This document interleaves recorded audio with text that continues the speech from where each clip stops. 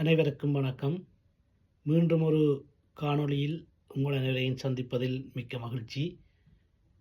இன்று உங்களுடன் பகிர்ந்து கொள்ள இருக்கின்ற விடயம் என்னவென்றால், பல்வேறு வழிகளிலே பிரித்தானியாவுக்குள் நுழைந்து அகதி அந்தஸ்து கோரியவர்கள் இன்று பலர் தங்களுடைய அந்த அகதி கோரிக்கை விண்ணப்பம் நடைமுறையில் இருக்கின்றதா இல்லையா, அதற்கு என்ன நடக்கின்றது என்று தெரியாமல் ஏங்கி தவித்து திரிவதை காணக்கூடியதாக இருக்கிறது. பலர் தொடர்பு கொண்டு என்னுடன் உரையாடியும் இருக்கின்றார்கள். அது தொடர்பில் தான் இன்று உங்களுக்கு சில விளக்கங்களை தரலாம் என்று நினைக்கின்றேன்.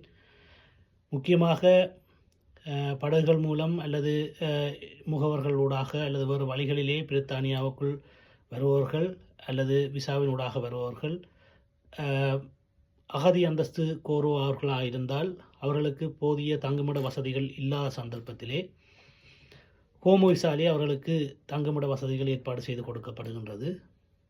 அது ஹோட்டல்களாக இருக்கலாம் அல்லது வீடுகளாக இருக்கலாம். அவ்வாறான வசதிகள் செய்து கொடுக்கப்படும்.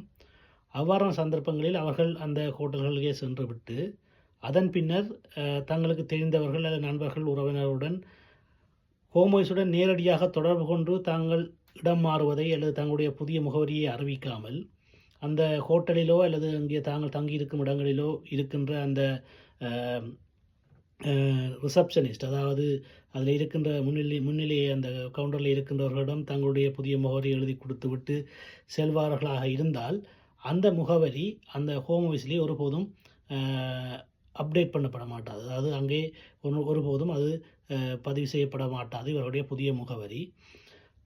அந்த வகையில் ஹோம்வைஸை பொறுத்த வகையில் இவர்கள் அந்த ஹோட்டலிலோ அல்லது அவர்களால் ஹோம்வைஸால் தரப்பட்ட அந்த தங்குமிடத்தில் தான் இவர்கள் தங்கியிருப்பதாக கருதப்படுவார்கள். ஆனால் இவர்கள் வேறு இடத்துக்கு சென்ற சூழ்நிலையிலே இவர்களுடனான தொடர்பு, அதாவது ஹோம்வைஸுக்கும் இவர்களுக்கும் இடையிலான தொடர்பு முற்றாக துண்டிக்கப்பட்ட சந்தர்ப்பத்தில் இவருடைய அகதி கோரிக்கை என்பது தொடர்பான ஹோம்வைஸினால் மேற்கொள்ளப்படுகின்ற எந்த தொடர்பாடல்களும் இவர்களுக்கு கிடைக்கப் போவதில்லை. அந்த சந்தர்ப்பத்திலே தான் இவர்களுடைய அந்த அகதி கோரிக்கை தொடர்பாக என்ன நடந்தது என்ன நடக்கின்றது தெரியாமல் இவர்கள் அங்கலாய்த்து திரிவதை காணக்கூடியதாக இருக்கின்றது.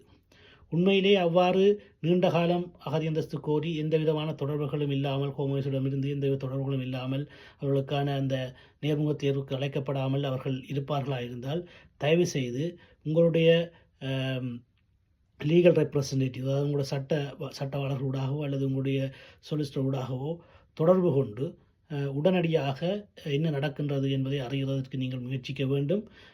அவ்வாறான முயற்சி செய்யும் பொழுது உங்களுக்கு அது தொடர்பாக என்ன நடக்கும் என்ற விடயம் தெரிய வரும். அவ்வாறான தொடர்புகள் இல்லாதவர்கள் தயவு செய்து நீங்கள் என்னுடன் தொடர்பு கொள்ளலாம்.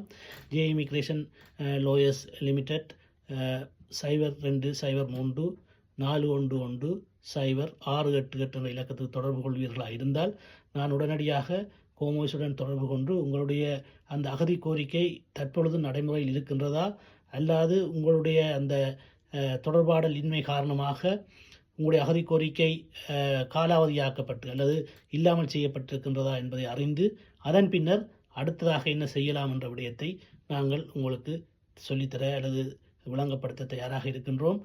அந்த வகையிலே நீங்கள் என்னுடன் தொடர்பு கொள்ளலாம். அவ்வாறான ஒரு சந்தர்ப்பம் ஏற்படுமாக இருந்தால் நிச்சயமாக நாங்கள் ஃபர்தர் சப்மிஷன் என்று சொல்லப்படுகின்ற ஒரு விண்ணப்பத்தினை மேற்கொள்ள வேண்டியிருக்கும். அது லிவர்பூலிலோ அல்லது கார்டிஃபிலோ செய்ய வேண்டியிருக்கும்.